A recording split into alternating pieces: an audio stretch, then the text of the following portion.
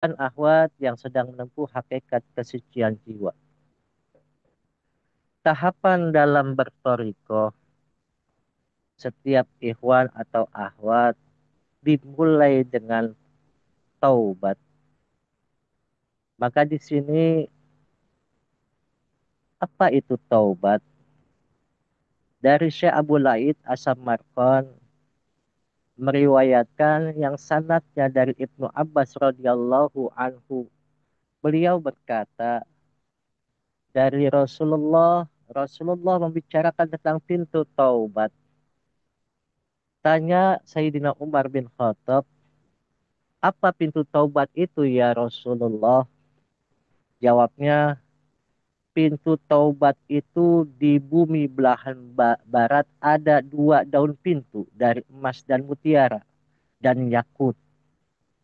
Antara pintu tiangnya satu dan lainnya berjarak kira-kira 40 tahun. Ditempuh dengan kendaraan yang super cepat. Siang malam terbuka sejak diciptakannya. Setiap manusia taubat sungguh-sungguh pasti melewatinya. Sayyidina Mu'ad bin Jabal bertanya, ya Rasul, apakah taubat nasuha itu? Maka dijawab oleh Rasulullah, menyesali perbuatan dosanya, niat berhenti, tidak mengulanginya, dan minta ampun kepada Allah Subhanahu wa Ta'ala. Kemudian matahari dan bulan terbenam di pintu tersebut. Kedua daunnya tertutup rapat, dan pada saat itulah taubat tidak diterima, termasuk amal baru juga tidak diterima. Semua orang dinilai menurut keadaan semula sebelum pintu tersebut ditutup. Jika ia baik, maka melanjutkan kebaikannya. Firman Allah Subhanahu wa taala dalam surat Al-An'am ayat 158. A'udzu billahi minasyaitonir rajim. Yauma ya'ti ba'du ayati rabbika la yanfa'u nafsan imanuha lam takun amanat min qablu au kasabat fi imaniha khairan kulding taziru inna ma'akum muntazirun. Di hari datangnya setengah ayat-ayat Allah, di mana datangnya ayat-ayat Tuhanmu pada waktu itu.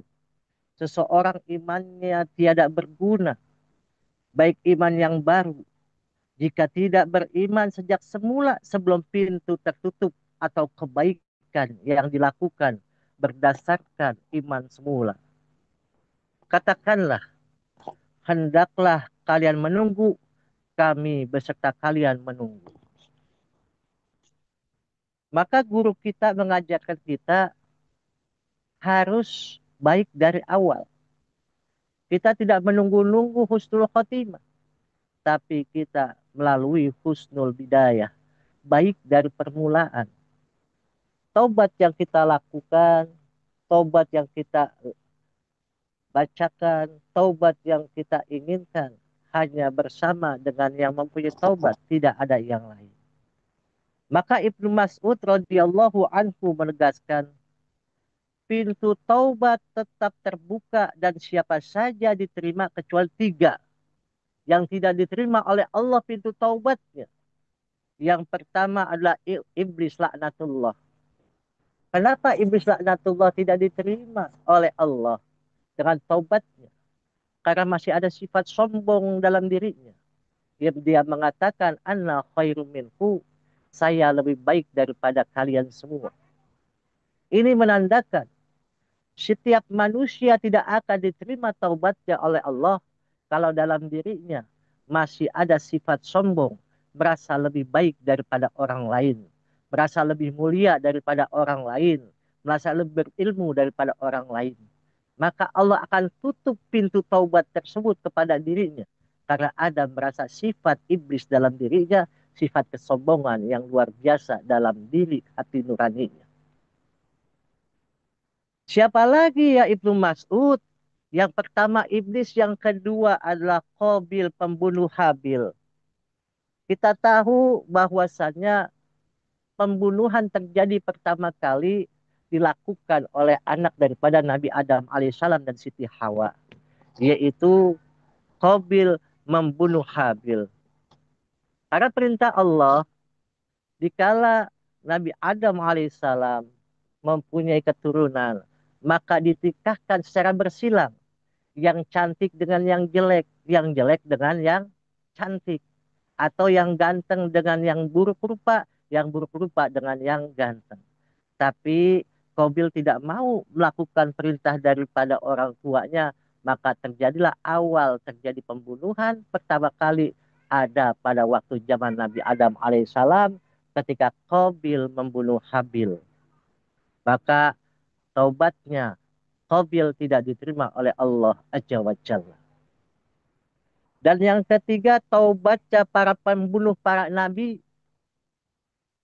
Siapa pembunuh para nabi? Banyak sekali pembunuh para nabi, termasuk Nabi Zakaria. Nabi-nabi yang dibunuh, maka mereka tidak akan diterima taubatnya oleh Allah Subhanahu wa Ta'ala. Atau mereka yang bunuh yang mendapatkan futuh kenabian, yaitu mursyid, maka itu termasuk yang tidak disebut taubat oleh Allah Azza wa Jalla. Syekh Abu Laid Ahmad Samarqand mengatakan dari Abu Hurairah radhiyallahu an, Rasulullah Shallallahu alaihi wasallam bersabda, taubat di siang malam menyuruh dari udara. Barang siapa menerima aku, pasti selamat dari azab.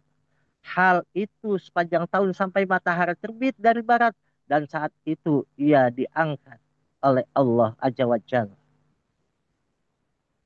Maka intisari hadis tersebut berupa anjuran agar manusia bertobat. Jika bertobat pasti diterima oleh Allah. Tidak pernah ada apapun yang ditolak oleh Allah.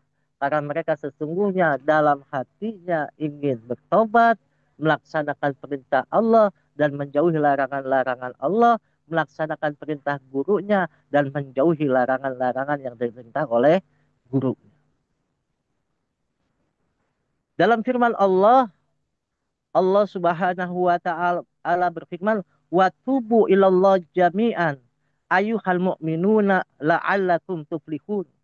Bertobatlah hai kalian sekalian orang mukmin agar kamu menang, selamat dari siksa, memperoleh rahmat Allah Subhanahu wa Ta'ala.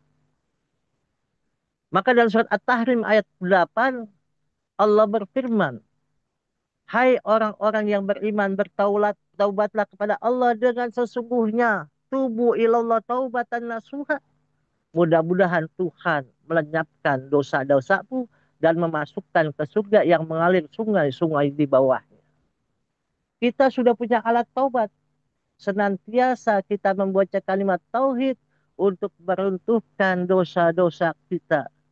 Jadidu imanakum bikasroti qaulila ilaha illallah. Perbaharui iman-iman kita semua dengan memperbanyak kalimat tauhid, kalimat la ilaha illallah. Kalimat yang sudah diajarkan oleh guru kita untuk menghasilkan taubat-taubat kita diterima oleh Allah Subhanahu wa Ta'ala. Maka guru kita mengatakan, kalau ikhwan sholat sendiri pun pasti diterima oleh Allah Azza wa Jalla. Karena mereka bermakmum kepada jawara jalma waro, yaitu laki-laki satu-satunya yang betul-betul beribadah dengan baik ke hadapan Allah. Maka Nabi Shallallahu Alaihi Wasallam bersabda, ini astaghfirullah wa atubu ilaihi fi yaumi mi'ata marratin. Bahwasannya Nabi Muhammad Shallallahu Alaihi Wasallam beristighfar dan bertaubat tidak kurang dari 100 kali setiap harinya. Apakah kita sudah seperti itu? Pertanyaannya. Seorang nabi yang dimaksum, seorang nabi yang sudah mendapatkan jaminan oleh Allah, bersama dengannya masih setiap harinya bertaubat kepada Allah minimal 100 kali dalam kesehariannya dia bertaubat kepada Allah. Maka bagi kita manusia biasa yang tidak tahu persis dosanya diampuni atau tidak, sudah sepantasnya setiap saat bertaubat. dan istighfar sebanyak-banyaknya. Mengingat beliau Rasulullah Shallallahu Alaihi Wasallam sudah dapat dipastikan dosanya itu diampuni oleh Allah, tapi melaksanakan istighfar dalam tiap harinya minimal 100 kali. Maka cobalah camkan baik-baik. Dari Ibnu Abbas radhiyallahu an, beliau menafsirkan surat Al-Qiyamah ayat 5. Dia berkata, aku akan bertobat besok hingga kedatangan maut dalam keadaan yang seburuk-buruknya ia mati. Maka bal yuridul insanu la yafjura amamah. Bahkan manusia akan berbuat maksiat terus-menerus dan menunda taubatnya. Ini introspeksi buat kita. Kita ini masih banyak melakukan maksiat dengan maksiat. Dan tidak tahu kapan kita taubatnya kepada Allah Azza wa Jalla. Bersyukur kita sudah diberikan amalia yang kita dapat mengisinya setiap detik, setiap menit, setiap jam. Tidak ada henti-hentinya untuk mengingat Allah Azza wa Jalla. Tinggal kita maksimalkan senjata yang telah diberikan oleh Allah. Bahwasannya di mana seseorang hamba ingat kepadaku, aku akan ingat kepadanya. Dikala engkau lupa kepadaku, aku akan lupa kepada. Maka ini menjadi momentum kita. Bahwasannya taubat kita bukan taubat yang sambal.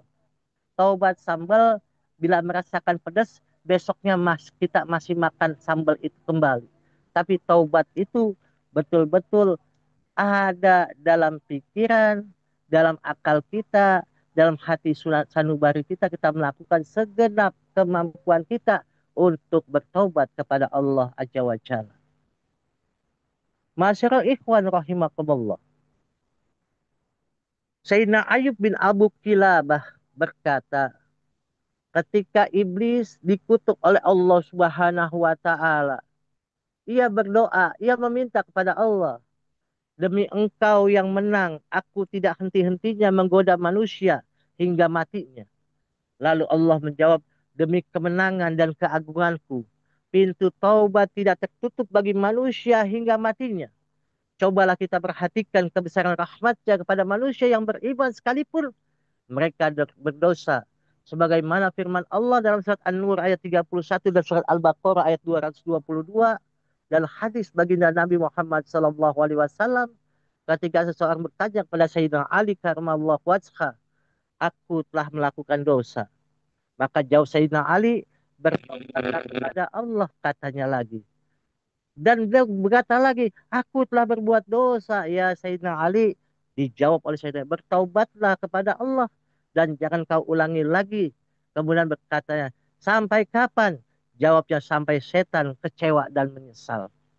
Maka di akhir hayat kita, di ujung daripada nafas kita, kita masih bisa mengingat Allah, kita bertaubat kepada Allah. Maka di saat itulah ampunan Allah segera menghampiri kita.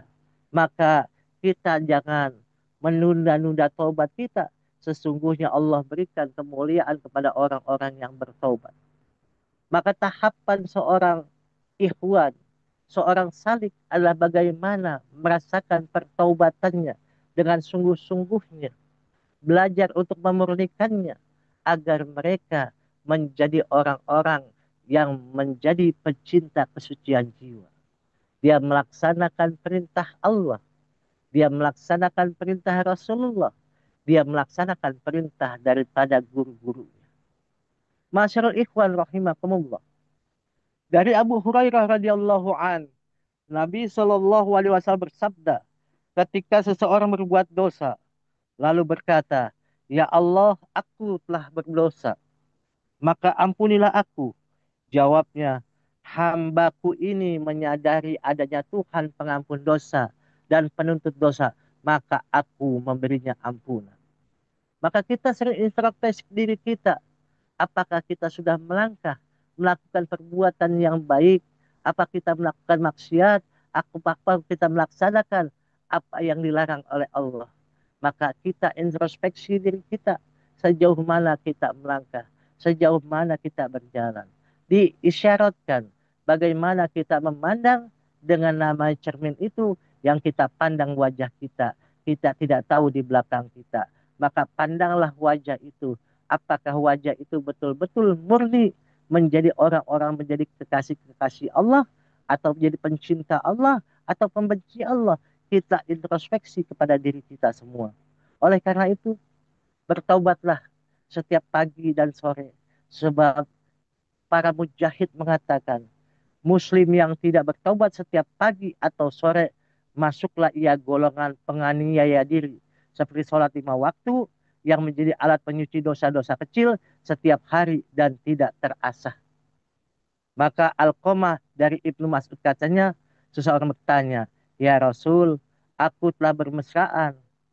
Maksudnya, melakukan perbuatan yang tidak diharuskan selain zina di sebuah taman dengan wanita cantik. Lalu beliau diam sejenak, turunlah ayat wa aqimis sholata toharo fin nahar wa zulafam minal laili innal hasanati yudhinas sayyiati zalika zikra lizzakirin.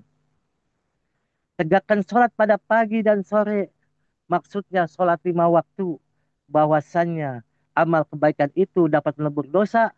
Hal ini adalah peringatan bagi orang-orang yang sadar dan segera bertobat.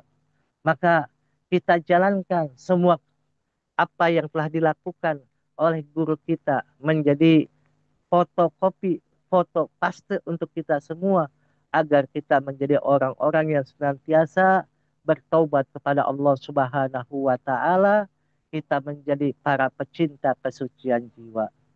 Hadanallah wa iyyakum ajmain. Assalamualaikum warahmatullahi wabarakatuh.